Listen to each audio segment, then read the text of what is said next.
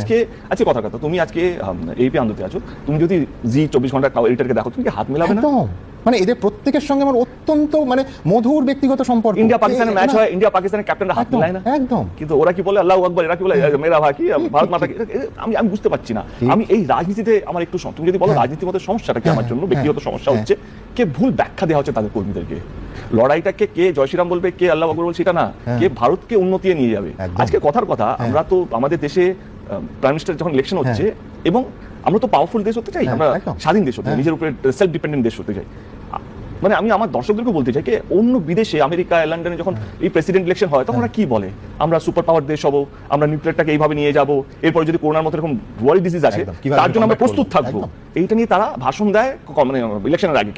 আমরা কি করি, রাম মন্দির বানাবো, আমরা কি করি এই কে মাছ খাচ্ছে কে কি করছে, আমরা কি বলি এই গদ্দার, আমরা কি করি ও দিদি দিদি, এইটা নিয়ে করি। আমি আমার পার্টি বা ওর পার্টি কারো পার্টির কথা বলছি না।